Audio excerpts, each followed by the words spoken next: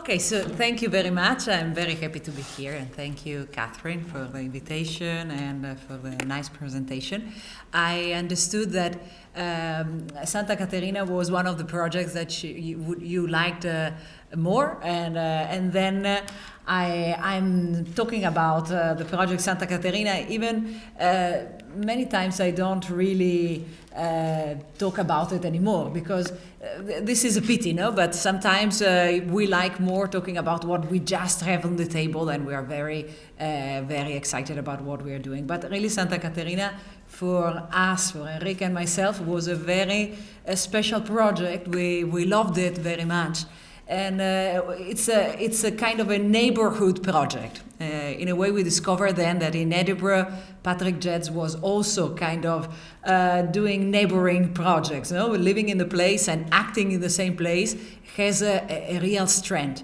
And this was our market. This was our area, a sort of very difficult area, and we had the opportunity, by protesting at the beginning, to transform this area, which was in a great decay, by mainly changing the market Santa Caterina. So this was a situation, no? When we started living there. The market was one of the ancient markets of Barcelona. Actually, by chance, when I first went to Barcelona, Enrique brought me here, to this market, because he thought it was one of the civic pieces of the city of Barcelona. Its size, the fact that it was done in wood. This was a kind of a decayed piece, but also fantastic. No, talking about the possibility for women to go shopping. He was going when he was young with his grandmother and mother, and there is this very strong social life, which then transforms in a kind of a family life. So this was a very important piece already when it was in a decay, and we really tried with a very long story. This project lasted more than 10 years to transform the complete area and to make it breathe a little bit, no? To have the flow coming to this area. And maybe the colors on the roof of the market were just explaining that the joy that you can find inside, you can find it also outside in the city. The piece of city, you see it very well. It's a complicated one. It's a very dense one.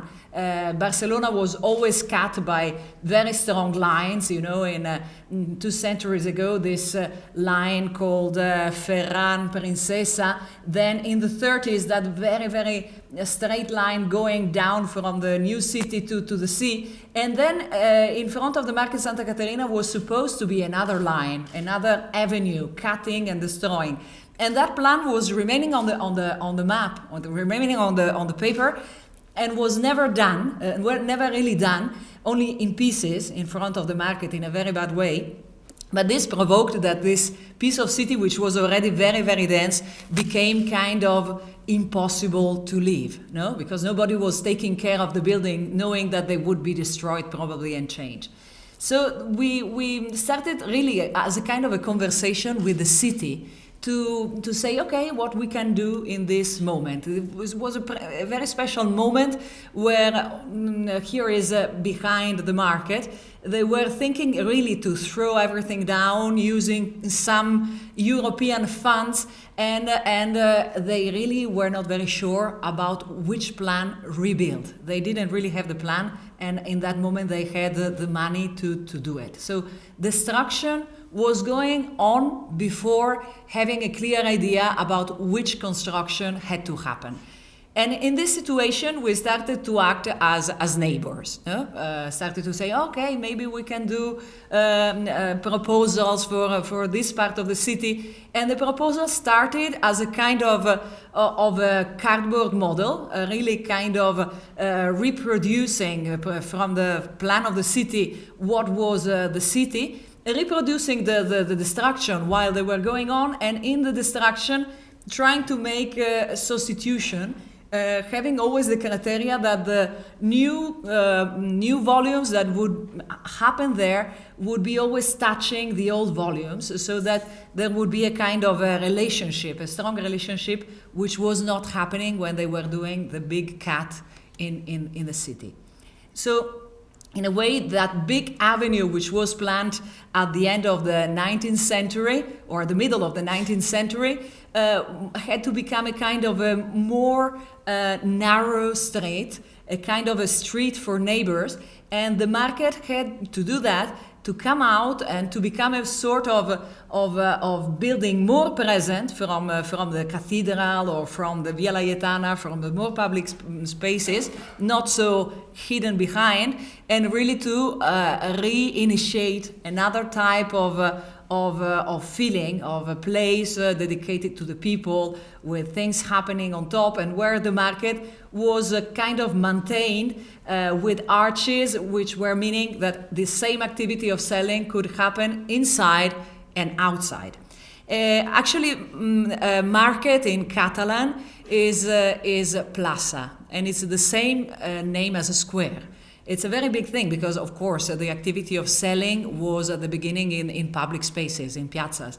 And we were trying to make this a kind of a complete public space by pushing the roof of this market, of this future market, as a canopy, both on top of the old building and on top of the public space, as if really to understand that also the inside was a public space, was just happening to be covered, but everything had to be very fluid. Everything had to be had the possibility to go through. No, not a closed building, but a place which is open and which let people move around.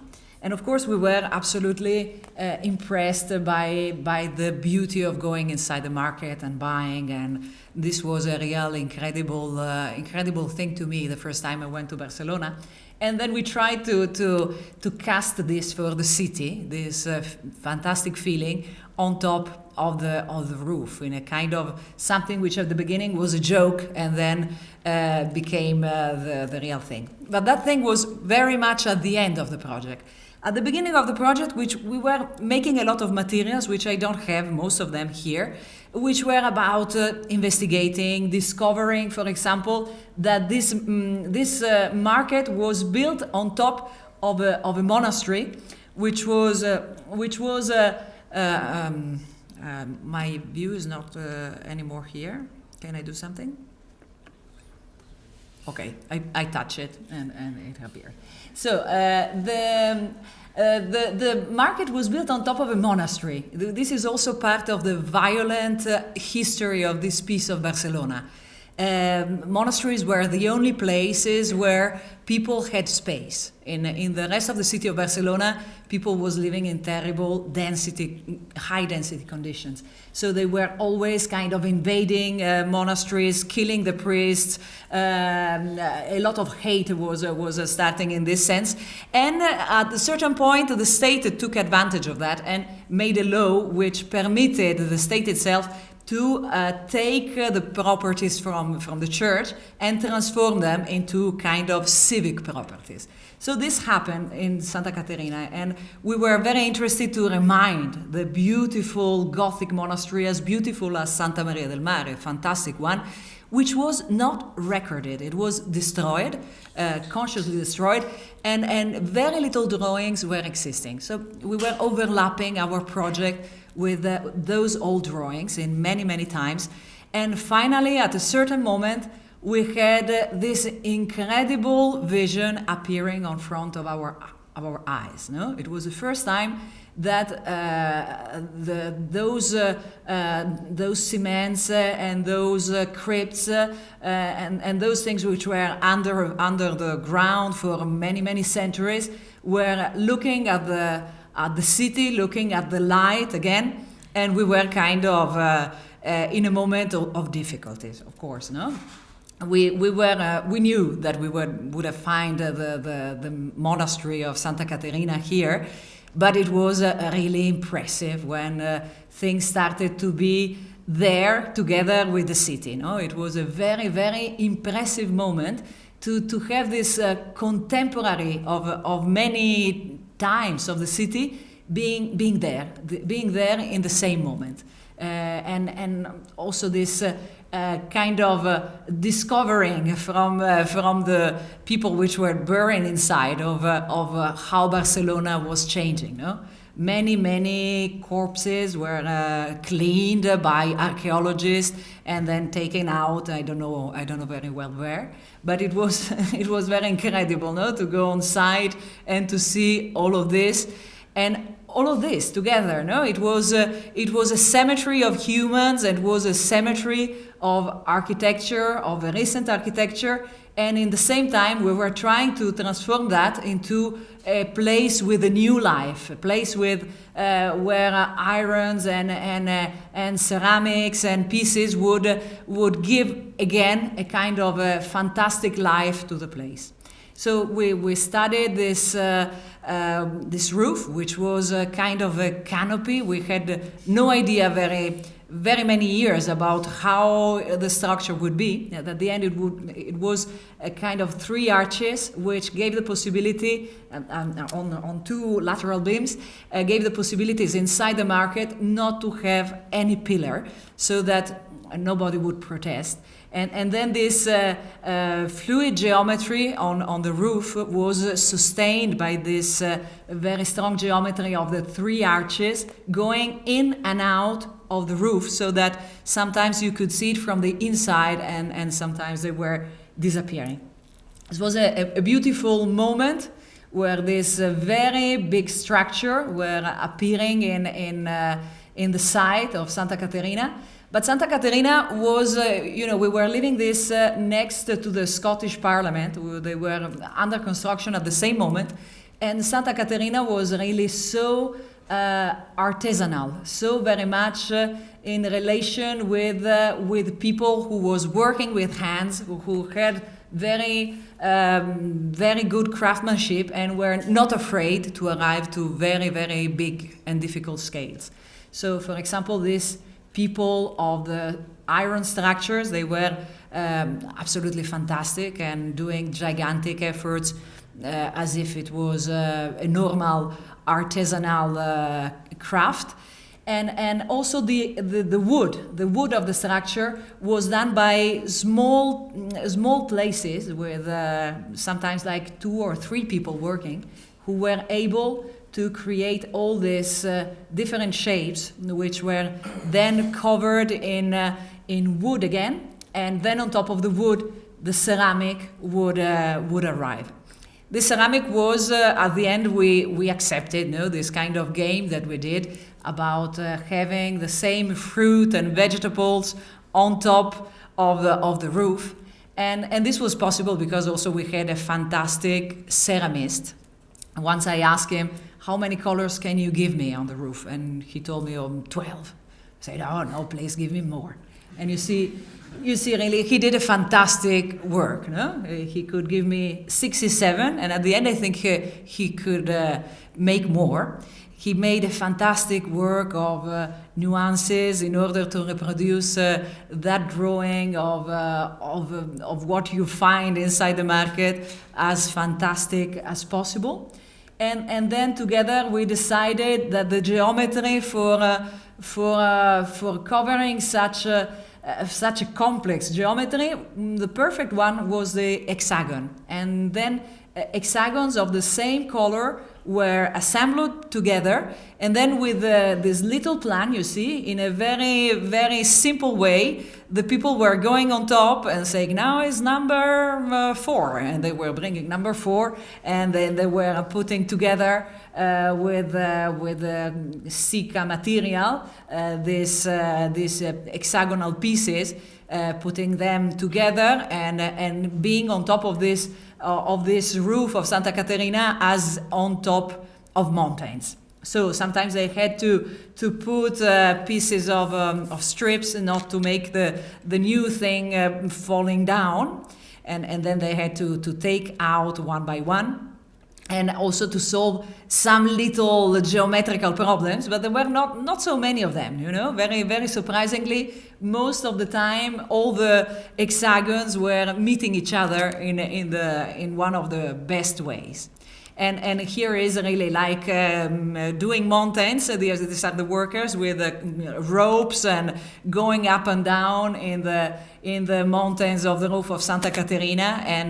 And here is the final treatment of the junctions of the ceramic, in order to create this kind of very big new landscape, which became really the kind of a new landscape for the neighborhood around. The market is, of course, much lower, and then all the neighbors is looking on top of that. And this is not a park, but at least visually is a kind of a visual park for everybody who is living around the market Santa Caterina. And also there is this possibility for the new housing, which this part we also design, to have really the possibility to have a basket going down and get some of the product up. So it's really a kind of a traditional world which was able to build the market Santa Caterina. We were kind of also traditional in the sense that we worked as neighbors, and all the people who was working in this project was really doing by their capacity of craftsmen, sometimes of people who was doing things of not such a big scale. This was in fact the first project of architectural scale done by this ceramist. He had a ceramic atelier, which after that he became kind of the most requested man for architects to do big architecture. And he's called Tony Comeglia. It's a pity I don't have a photograph of him.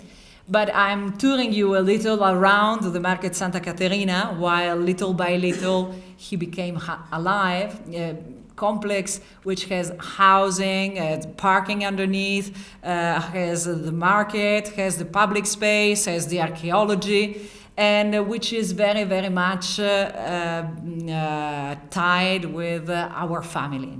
These are our children, and our children's names are Caterina and Domenic, who were the monks who were living in the monastery Santa Caterina. So it was everything was kind of a joke, no? Actually, when Caterina was born, we had no idea that we would work on the market Santa Caterina, and it was 6 months after she was born. So we thought, oh, this is very good luck. She's a nice girl, and then we found the street which was working on the development of the master plan, which was saying. Street of Santa Caterina and San Domenic, and we said, okay, this is the name of the next one.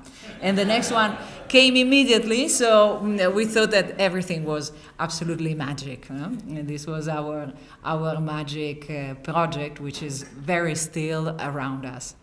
And what I like, now I go or I don't go, but I'm really always there. And it's very nice to see how people use it. No, when it rains, I have to run away because most of the time they say that they have some rain coming in, so it's very dangerous.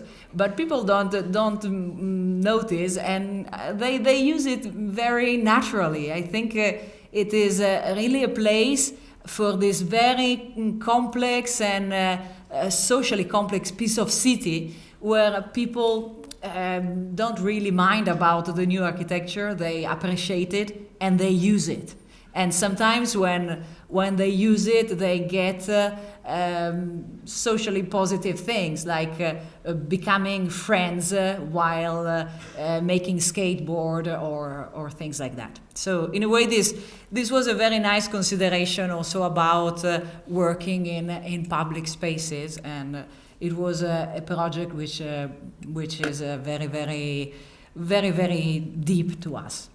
But near to this project, we have far away, you see in that In that point, there is under construction a little tower. I don't know. I have the pointer. Here, this tower, it looks little, no? Because this is 40 floors and this is only 20. But this is the project that we designed for the gas building. Actually, they did a big effort in order to have a tower here in a place which was supposed to be of a kind of a 6-story scale. And in order to do that, they gave a lot of space of their original properties.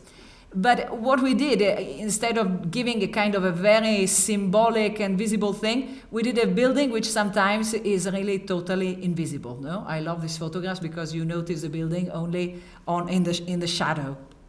And in fact, it's a building which we really designed with this idea of being part of the city, of integrating very much with the rest of the city. No? Here, this part, which puts together something which already was existing for the gas building, is relating with this part of the city. And this is relating with the fast highway. And the tower, which is very, very slim, so it seems higher, is also on the very fast part and where the train is, and so on and so on.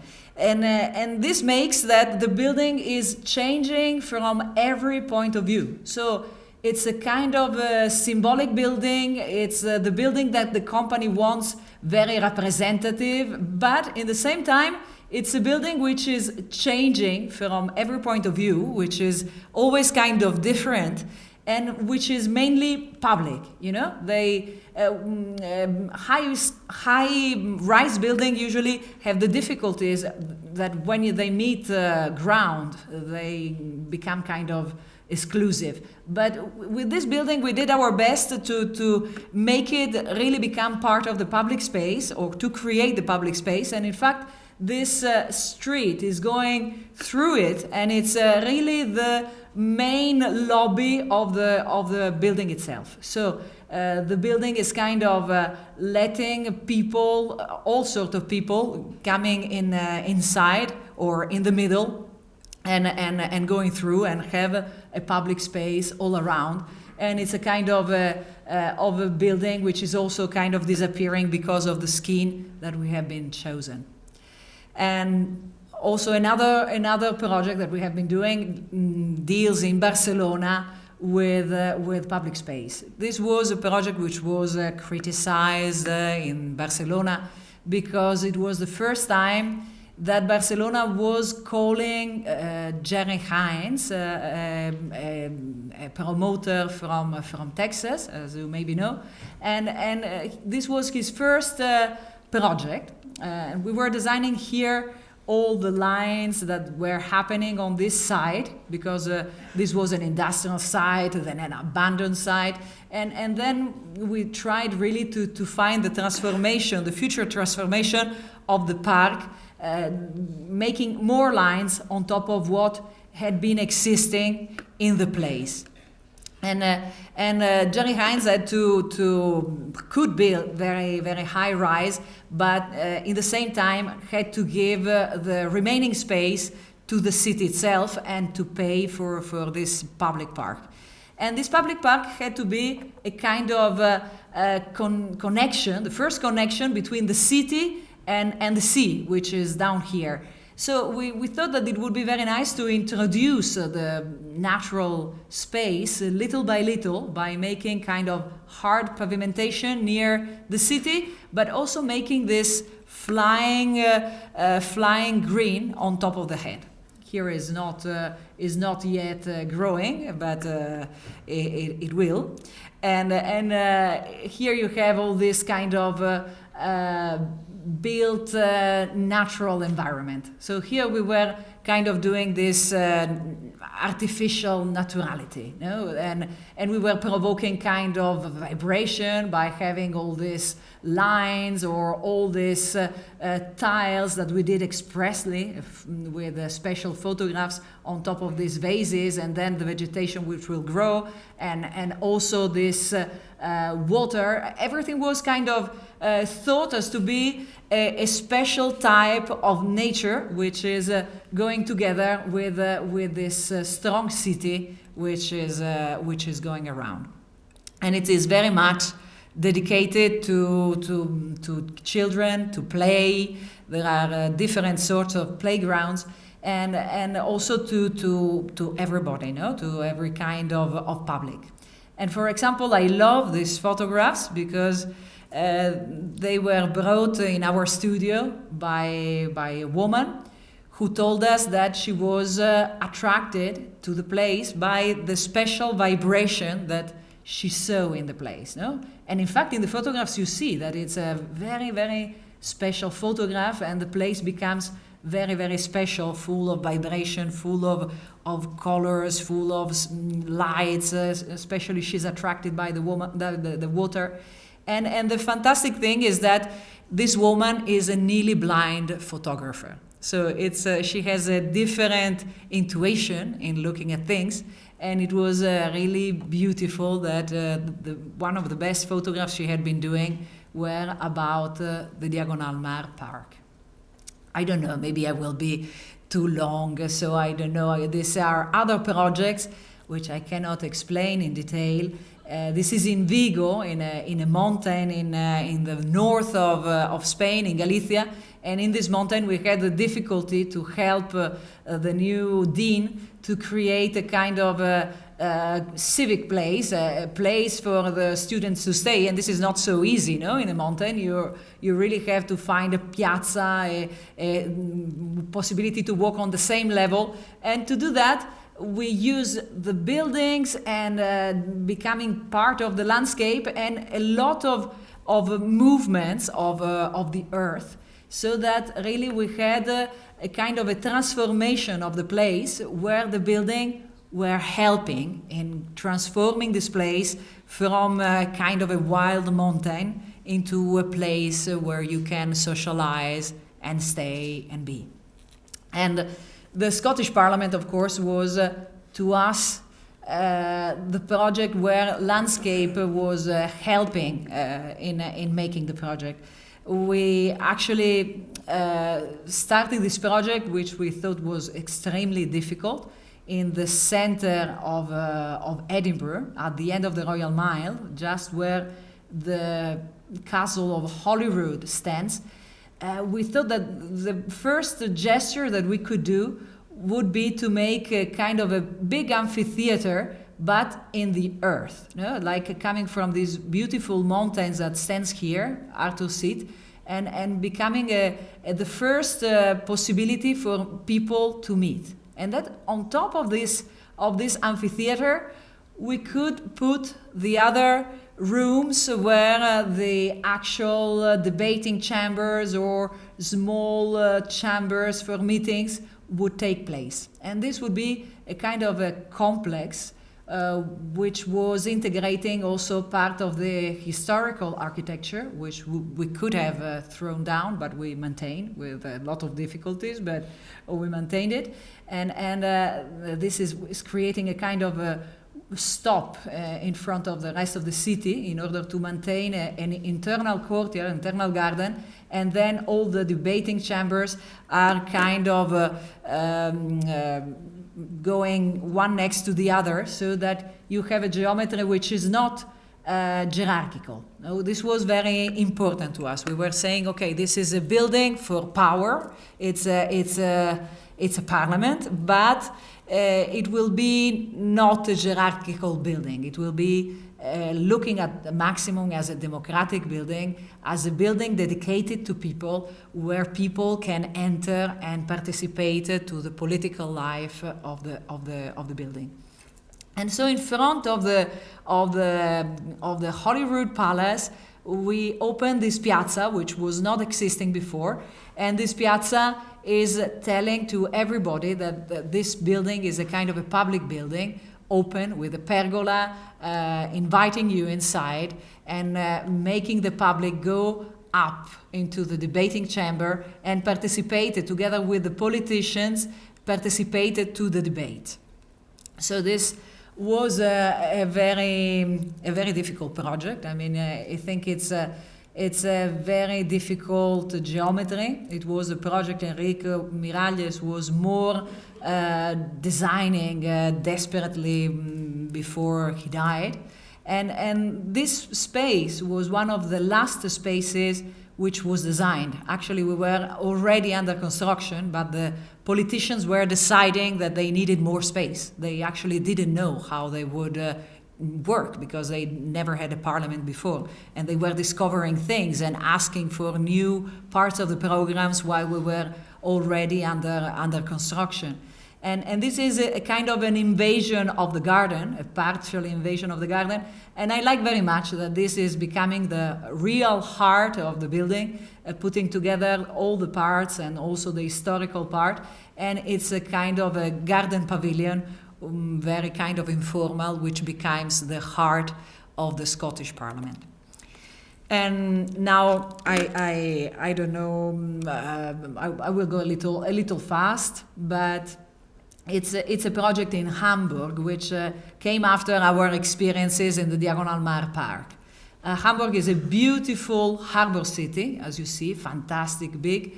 And this was a small harbor which was before, no? So the small harbor had to be transformed into city and to become part of this historical city.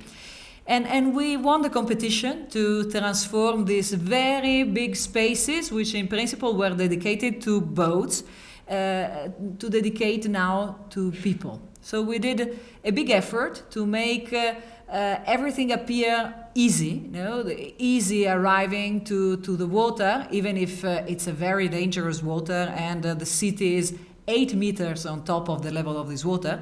But then you can have all these stairs, which are becoming a kind of a new public space, and you have all this, again, vibration, lamps, things happening in the public space, so that you don't really have the feeling that you are in a space which was dedicated to movement of boats and goods, and that now it's empty. You have the feeling that many things are still happening, and all the many things which are still happening are dedicated to people and to make give this feeling of easiness, of having the possibility to be near the water in the most easy way.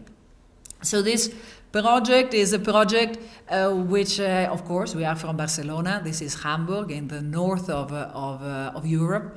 In Hamburg, they were telling us, maybe you are too much Mediterranean. No, this was the idea. No, we tried to make a space which was looking like this. No, can you imagine how different it is? No, when you have the boats and when you don't have them, so you have to work a lot in order to give this feeling back again. And now to the criticism that Hamburg is not a Mediterranean city, we see that you can invent habits. No, if you give a good space that it's possible to live, then maybe you give to the people the possibility to change their habits and to become maybe a little more Mediterranean, or if it's positive, this is something that we can try to do. And so the children are playing with these bricks that we were putting in Hamburg, in the harbor. This is the harbor itself, a fantastic, beautiful industrial space. And always in Hamburg, we just finished an extension to this music school. This music school, we built it in year 2000. It was the first project we won with Eric outside Spain. And we wanted to make a music school around a tree, giving the importance to this fantastic nature which you find in Hamburg, and also giving this relation to music, colors of music, and also to the city, which has these beautiful materials and many colors of bricks. So this school was finished in year 2000 with these colors which were trying to imitate music a little bit, no? This kind of utopistic ideas of making music visible. And now we had to enlarge a big auditorium just in the very little space that was remaining. You know, this is the old music school. This is the surrounding big building. And here we had to put a new auditorium which would connect with the street and also with the music school itself. And it was a sort of a crisis project, you know, this project which were done to energize the economy in Europe, and we had to finish it very, very soon. But we were doubting if this would take away the vital space of the building or not. But at the end, I think it's not. No, it's like a little brother who is growing up in the same family. You make a little space, and then you have a better relationship. The brother is of the same materials and but also kind of different. And what is nice is that it was dedicated to Enric Miralles. So it means that the people who has been using this building during many years still has a good remind of the architect. And not only they called the architect to finish the enlargement of the building, but also dedicates it with the name to the one who died. So it was a nice experience, a nice experience of traveling. And here I would like to explain you another experience of traveling a little bit more far away. This was a competition that we won in 2007. It was a competition to have a Spanish pavilion in the Expo of Shanghai, which had to take place here and here.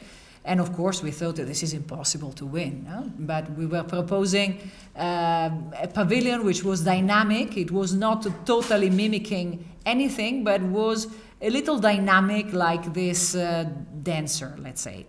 And what we choose for the material, for the facade of the pavilion, was a material which was, I think, very much talking about Spain. Spain has very much this tradition of wicker or palm leaves and people doing fantastic craft with this material. And we were trying. Our aim was to make this material become on an architectural scale. Of course, there was also another relation. We were in China. China was opening up in an expo for the first time. And we wanted to have a kind of a communication, and the language of wicker, weaving things together is the same absolutely in Spain and in China and in many other places in the world. So in a way, it's a kind of a universal language. And we were very happy to try to use this universal language in a bigger scale in order to make a new pavilion which would have a kind of a piazza in the middle and would bring in an inside which we were imagining very transparent, no? If possible, not even closed. And when we won the competition, we realized that we had a very difficult work to do to discover how we actually could build this facade, and we decided that at least for the bones of the structure we would rely on a technique that we used many times and that we knew how to master the complex geometry of this building. So we transformed the geometry into a kind of a metal grid made of tubes, and we started to develop the two things together, the complex geometry of the building and also the skin of the building itself, which we wanted to be like a dress, no? Like a beautiful dress, which we didn't want flat. We wanted to be kind of three-dimensional. So we were artisans, as the artisans working on the wicker, And we made a lot of little tours to discover the wicker world in Spain. But also in the office, we were working on scale models in order to understand how this dress could be done. We understood that it had to be done by panels, more or less of a size of 2 by 1. And the panels had to create a dress kind of three-dimensional. And we had a lot of tries before arriving to this shape, which more or less could cover the very complex geometries of the pavilion in this way, which gave kind of transparency or not, depending on the point of view. So this was the geometry of the piece. And the way of putting them together, it was a little like tiles on a roof, let's say.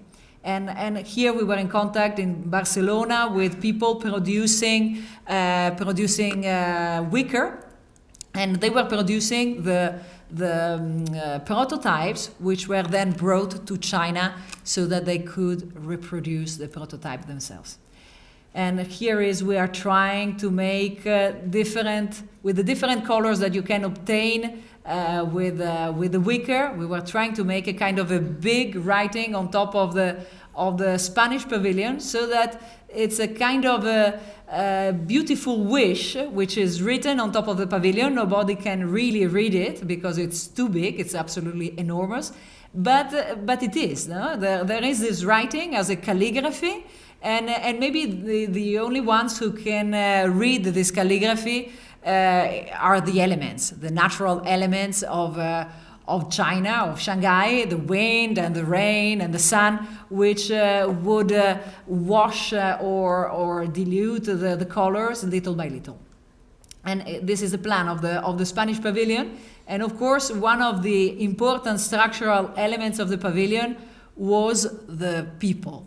We knew that in an expo you have so many people going in and out, and then these drawings were considering the people and were creating also spaces for shadows and for little water, and to have the possibility to make more comfortable this making a terrible line before visiting the inside of the pavilion. And also we didn't want to break this kind of a continuity of the scheme. And then the furniture we did to divide the fluxes of people were very similar to the same way we did the pavilion itself. No? So we did this kind of benches or low furniture, which were dividing the spaces inside. And I think the construction was a beautiful, beautiful moment. Where we had the possibility to check how similar it is, the language of buildings, both in Europe and in China. No?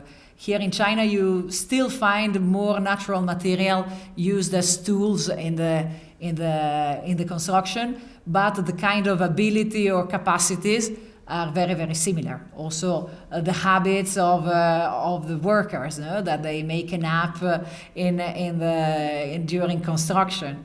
But it was very, very beautiful to see that this language of hands is so similar all over the world.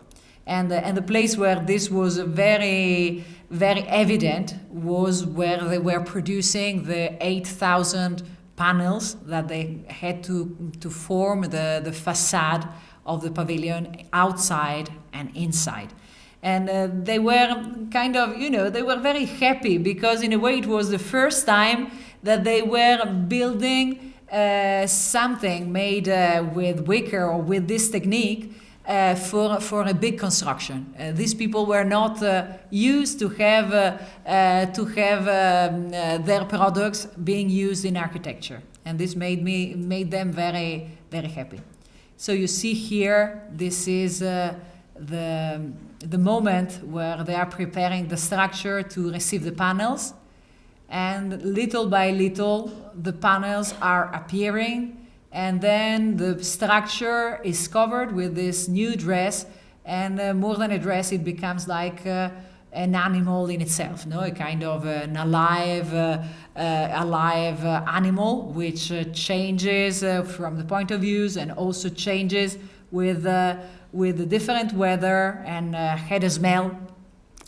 Thomas Heatherwick was always telling me, that he had a wonderful pavilion in the British Pavilion, but he was coming here and was saying, "Oh, your building is fantastic. It's like it now is smelling because it's raining and it's really alive." So he made me understand that, and this alive building was actually changing during the expo. During the expo, the building was losing colors, adapting to the sky, adapting to the sun, and of course the inside was changing very much. It was less artificial. Even if we were inside an expo, you had the feeling that you were inside a kind of a wood, because you had this light coming through and making the space different. Also, under the climate point of view, the two skins of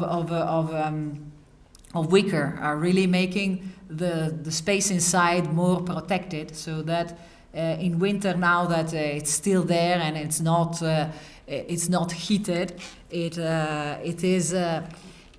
is in fact not so terribly cold, and when it is summer, it's not so terribly hot. So this is the story of the Spanish Pavilion. I think I finished my time, isn't it? Then I let you with this golden image of the Spanish Pavilion in the night. Thank you.